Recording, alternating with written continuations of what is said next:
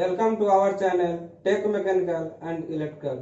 तो my friend, मैंने पिछला वीडियो में आपको एएलपी प्रीवियस ईयर का 20 क्वेश्चन मैंने सोल्व कराया था और उसका पिछला वीडियो में मैंने आपको टेस्ट लिया। टेस्ट में काफी लोगों ने भाग लिया था, उसमें से कुछ का मार्क्स अच्छा आया था। जिन लोग का 40 नंबर से ऊपर सही गया उनका ठीक है, तैयारी अच्छा से चल रहा।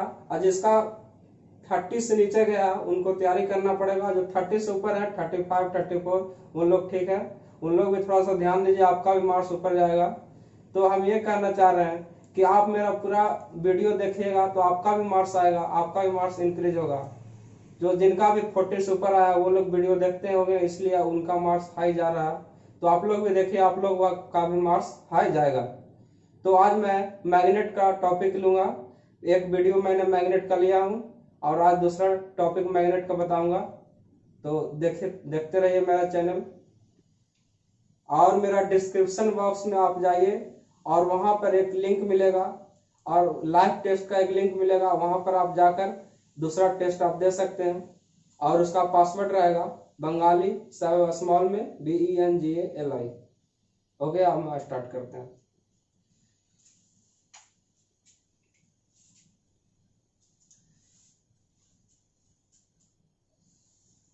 तो पहला मैंने लिखा मैग्नेटिक फील्ड इंटेंसिटी, इसको हिंदी में बोलते हैं चुंबकीय क्षेत्र तीव्रता। तो मैग्नेटिक फील्ड इंटेंसिटी क्या है?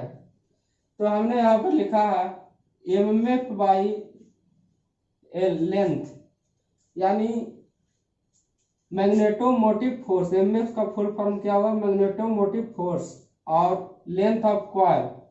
मैग्नेटोमोटिव फोर्स और लेंथ ऑफ कॉइल का रेशियो को हम क्या बोलते हैं? Magnetic field intensity.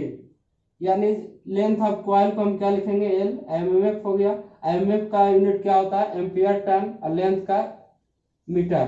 तो हम इसका यूनिट बोल सकते हैं एम्पियर टर्न पर मीटर। तो इसमें से ज्यादा यूनिट ही पूछता है, इसलिए इसका यूनिट याद रखिए, यूनिट इंपॉर्टेंट है। मैग्नेटिक फील्ड इंटेंसिटी का यूनिट पूछता है तो एम्पियर टर्न पर मीटर। दूसरा क्वेश्चन, दूसरा नंबर है परमेबिलिटी मीन्स चुंबकशीलता। तो इसमें क्या होता है? फ्लक्स डेंसिटी और मैग्नेटिक फील्ड इंटेंसिटी का रेशियो को हम क्या बोलते हैं? चुंबकशीलता, परमेबिलिटी B/H। और अगर रिलेटिव परमेबिलिटी मेरा दिया रहा है और पूछे इसका यूनिट होता है कि नहीं, तो सबसे इंपॉर्टेंट ये है कि इसमें अगर रिलेटिव परमेबिलिटी अगर म्यू आर दिया रहा है, लिखा हुआ रहा है म्यू आर, इसका यूनिट क्या होता? तो रिलेटिव परमेबिलिटी का यूनिट नहीं होता, कोई भी यूनिट नहीं होता।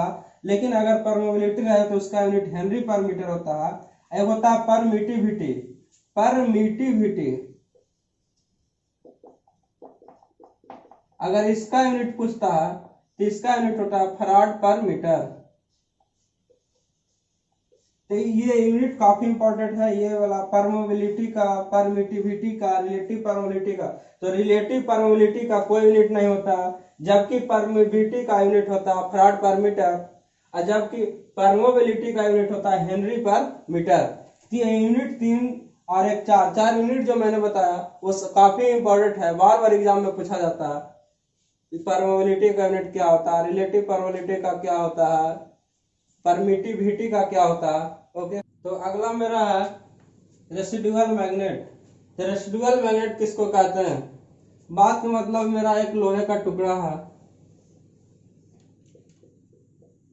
आयरन पीस, जब इसे हम मैग्नेट बनाते हैं,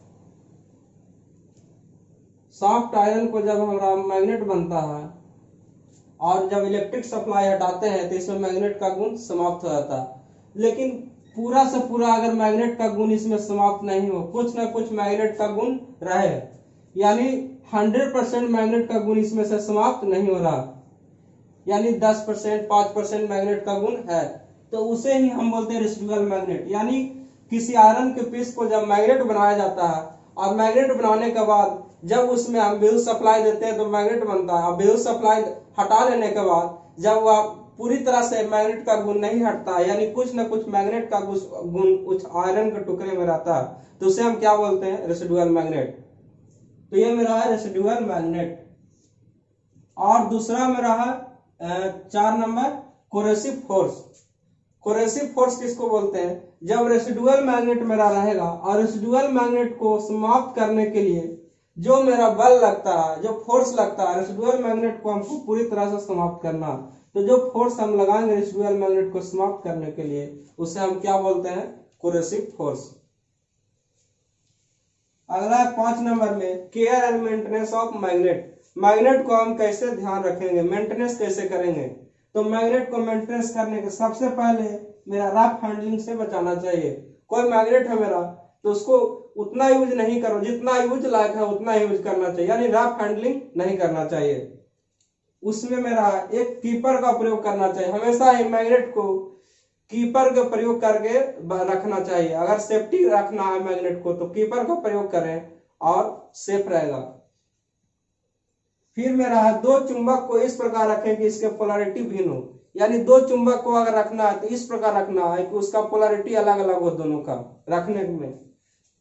फिर मेरा मैग्नेट को कैपेसिटी के अनुसार प्रयोग करना चाहिए, यानी कितना कैपेसिटी का मैग्नेट कहाँ प्रयोग करना, उसका कैपेसिटी कितना है और कहाँ प्रयोग कर रहे हैं उसके अनुसार उसको प्रयोग करना चाहिए।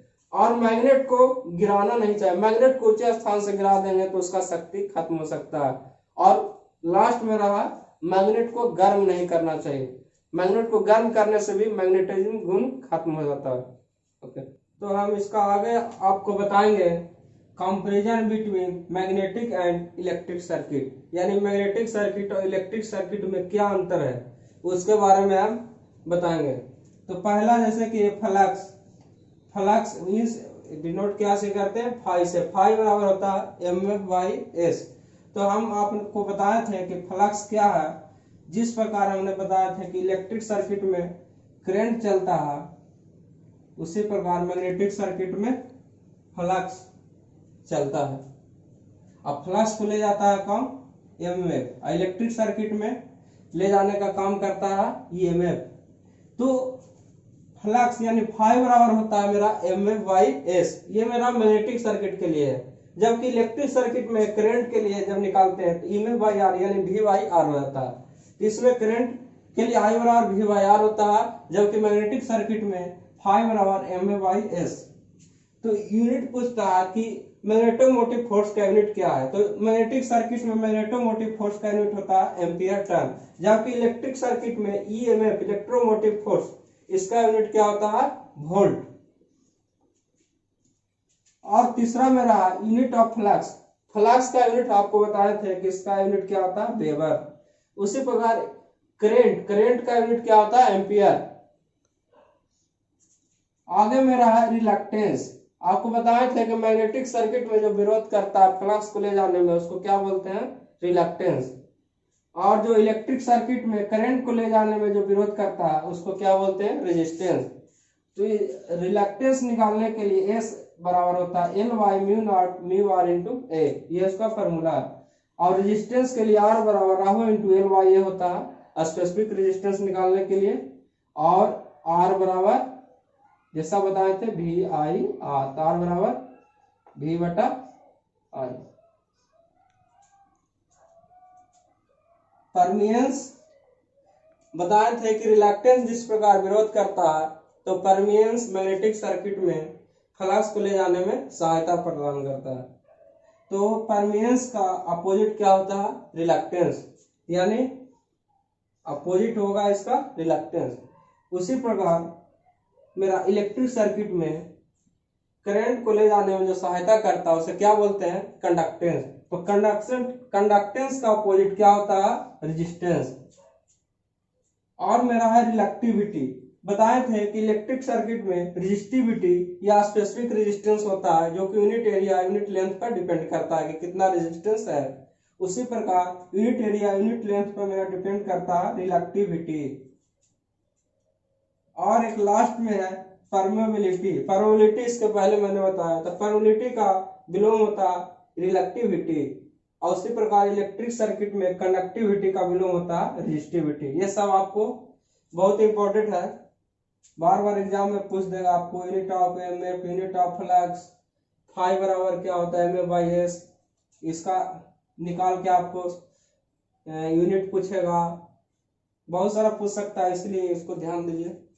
तो आगे हम आपको बताएंगे कि जिस प्रकार फ्लक्स डेंसिटी जो है विद्युत की तरह प्रवाहित नहीं होता, जिस प्रकार इलेक्ट्रिक सर्किट में करंट प्रवाहित होता है, उस प्रकार मैग्नेटिक सर्किट में मेरा फ्लक्स डेंसिटी प्रवाहित नहीं होता। तो किस प्रकार होता है प्रवाहित?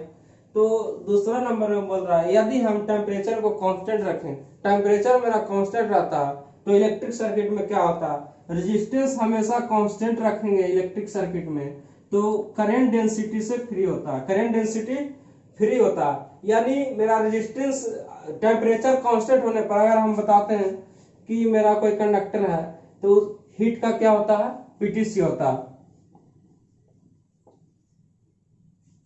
तो जब हम टेम्परेचर को कांस्टेंट कर दिए इलेक्ट्रिक सर्किट में, तो रेजिस्टेंस हमेशा कांस्टेंट रहेगा, और रेजिस्टेंस कांस्टेंट होने से क्या होता है, मेरा जो करंट डेंसिटी है फ्री रहता है, रेजिस्टेंस पर कोई डिपेंड नहीं करता।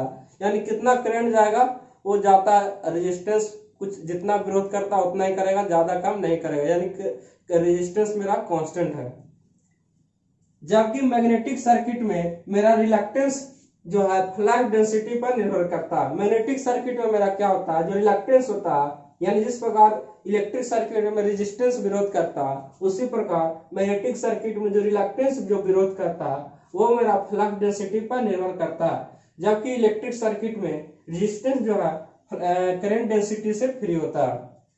तो तीसरा नंबर में बोल रहा है, इलेक्ट्रिक सर्किट में करंट के प्रवाह में हमेशा ऊर्जा का खपत होता है।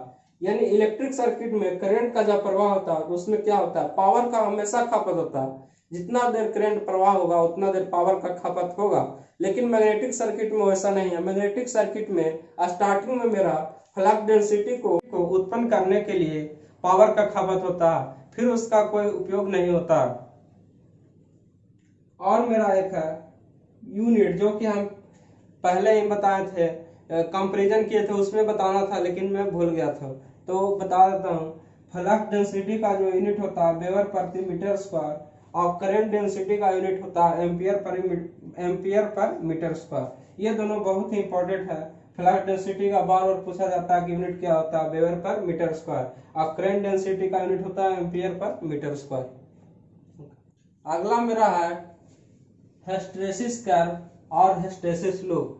ये बहुत ही इंपॉर्टेंट है, इसको समझना आपके लिए बहुत ही अच्छा होगा, क्योंकि इससे ही पूरा कॉन्सेप्ट आपको मिलेगा कि क्या है ये, कैसे किसी इलेक्ट्रिक सर्किट में रेसिडुअल मैग्नेट या कोरोसिव फोर्स कैसे बनता है, कैसे काम होता है, ये सब आपको जानकारी इसमें मिलेगा।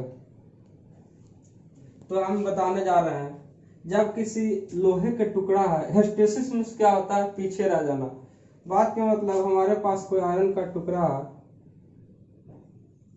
इसमें जब हम मैग्नेटाइजिंग फोर्स देते हैं तो क्या होता है, फ्लक्स डेंसिटी उत्पन्न होता है।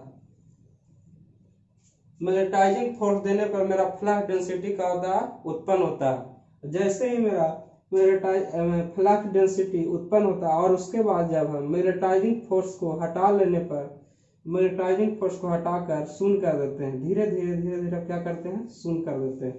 तो मैग्नेटाइजिंग फोर्स शून्य करने पर मेरा फ्लक्स डेंसिटी शून्य नहीं बल्कि उससे कुछ कम हो जाता है।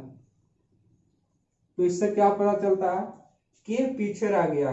यानी हम जब स्टार्टिंग में इसमें आयरन का टुकड़ा था तो इसमें मेरा फ्लक्स डेंसिटी शून्य था, लेकिन जब हम इसमें स्टार्टिंग में मैग्नेटिक फोर्स दिए तो क्या हुआ, मेरा फ्लक्स डेंसिटी बना।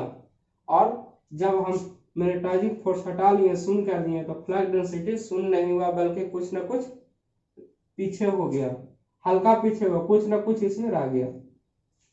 तो हम बताएंगे हिस्टैरिसीस कर्व और हिस्टैरिसीस लूप कैसे हुआ। तो आयरन का टुकड़े को जब हम स्टार्टिंग में मैग्नेटाइजिंग फोर्स देते हैं, तो बात का मतलब मेरा ओ पर है, तो मैग्नेटाइजिंग फोर्स को देने पर ओ से होते हुए मेरा फ्लक्स डेंसिटी ए पर पहुंचता है। और जब हम मैग्नेटाइजिंग फोर्स देते हैं तो ओ से ए पर तो आया, लेकिन ए से और बाहर नहीं जा रहा, मैंने ए से और अधिक नहीं जा रहा है, यानी सेचुरेट हो गया। यहां पर मेरा क्या हुआ, सेचुरेट हो गया, सेचुरेशन पॉइंट। ये मेरा क्या हुआ, सेचुरेशन पॉइंट। यानी ए पर आने के बाद और भी मैग्नेटाइजिंग फोर्स देने पर ये मेरा बढ़ नहीं रहा, मतलब कि वहां पर जाकर मेरा सेचुरेट हो गया। जब हम धीरे धीरे मैग्नेटाइजिंग फोर्स को कम करते हैं तो ये ओ से एक रास्ते से गया था, ओ से होते हुए ए पर गया, लेकिन आना भी चाहिए इसी रास्ते से, लेकिन इस रास्ते से नहीं आता है। जैसे ही हम मैग्नेटाइजिंग फोर्स को कम करते हैं तो क्या होता है, ए से होते हुए ये बी पर आता है, यानी ए बी के रास्ते बी पर आता है। तो ओ से बी पर जो बचा हुआ ये ओ से बी के रास्ते जो है ये क्या हुआ, मेरा रेसिडुअल मैग्नेट, यानी पूरा मेरा जो मैग्नेटाइजिंग फोर्स देने पर जो फ्लक्स डेंसिटी बना पूरा मेरा खत्म नहीं हुआ, कुछ ना कुछ रह गया, यानी जो रह गया उसे हम क्या बोलते हैं, रेसिडुअल मैग्नेट। और जब हम मैग्नेटाइजिंग फोर्स को धीरे धीरे शून्य किए तो क्या हुआ, मेरा बी से होते हुए सी पर आया, तो ओ से सी के रास्ते, ओ से बी से होते हुए सी पर आया, तो ओ और सी के बीच में क्या हुआ, कोरेसिव फोर्स। इसको हम क्या बोलते हैं, ओ से सी के बीच कोरेसिव फोर्स। कोरेसिव फोर्स हम बताए थे कि क्या होता है, जो रेसिडुअल मैग्नेट रहता है उसको समाप्त करने के लिए कोरेसिव फोर्स लगाते हैं। और जब हम निगेटिव में जाते हैं, निगेटिव में जब हम मैग्नेटाइजिंग फोर्स देते हैं तो सी से मेरा डी पर जाता है और यहां पर भी सेचुरेट हो जाता है। और जब हम यहां से मैग्नेटाइजिंग फोर्स को धीरे धीरे कम करते हैं तो क्या होता है, डी से होते हुए ई से होते हुए एफ पर आता है और फिर ए पर चल जाता है। ये मेरा ये क्या हुआ, A B C D E F, ये मेरा क्या है, हिस्टैरिसीस कर्व। तो इससे क्या पता चलता है कि मेरा लोहे का टुकड़ा में मैग्नेटाइजिंग फोर्स देने पर फ्लक्स डेंसिटी बनता है और पूरा खत्म नहीं होता, कुछ ना कुछ रह जाता है, उसको हटाने के लिए हम कोरोसिव फोर्स लगाते हैं। ओके, तो मेरे पास एक स्टील है, एक सॉफ्ट आयरन है, एक एलॉय स्टील है। तो स्टील में मेरा सबसे ज्यादा कोरोसिव फोर्स होता है, कोरोसिव फोर्स होता है, और सॉफ्ट आयरन में उससे कम होता है, एलॉय स्टील में उससे भी कम होता है। तो स्टील को हम ज्यादा, सॉफ्ट आयरन को हम ज्यादा प्रयोग करते हैं मोटर जनरेटर ये सब में, जबकि स्टील को हम ज्यादा प्रयोग नहीं करते क्योंकि इसमें कोरोसिव फोर्स ज्यादा होता है। यानी जब स्टील को हम मैग्नेटाइज एक बार कर देंगे तो इसमें मैग्नेटिज्म का गुण ज्यादा देर तक रहेगा, और सॉफ्ट आयरन को एक बार मैग्नेटाइज कर देंगे और जब हम इसमें करंट को ऑफ करेंगे, सॉफ्ट आयरन को मैग्नेटाइज करने के लिए करंट का जरूरत पड़ेगा, और जब करंट ऑफ करेंगे तो इसमें करंट को ऑफ करने पर मेरा क्या होता है, जो इसमें फ्लक्स जो बनता है वो मेरा खत्म होता है, यानी मैग्नेटाइजिंग मेरा खत्म हो जाता है। लेकिन स्टील में ऐसा नहीं होता, स्टील में काफी लंबे समय तक बना रहता है। तो इसीलिए ज्यादा हम सॉफ्ट आयरन का ही प्रयोग करते हैं, मोटर हो जनरेटर हो किसी में भी। और मेरा जो इसमें होता है हिस्टैरिसीस कर्व का एरिया, हिस्टैरिसीस कर्व का अगर हम डायग्राम बनाएंगे तो इसका जो एरिया है, क्षेत्रफल है, सबसे ज्यादा होगा, उससे कम इसका होगा सॉफ्ट आयरन का, और सबसे कम मेरा एलॉय स्टील का होगा। तो इस पर ही डिपेंड करता है मेरा हिस्टैरिसीस कर्व। ओके, तो अगला मेरा है हिस्टैरिसीस लॉस। तो हिस्टैरिसीस लॉस किसको कहते हैं, तो हिस्टैरिसीस लॉस मेरा किसके अंतर्गत आता है, तो आयरन लॉस के अंतर्गत दो लॉस आता है, एक होता है हिस्टैरिसीस लॉस और एक मेरा होता है eddy current loss. Eddy current, तो हिस्टैरिसीस लॉस किसको कहते हैं, तो हिस्टैरिसीस लॉस में क्या होता है, हमेशा एनर्जी का लॉस होता है, और इसमें क्या होता है, एफिशिएंसी मेरा कम हो जाता है।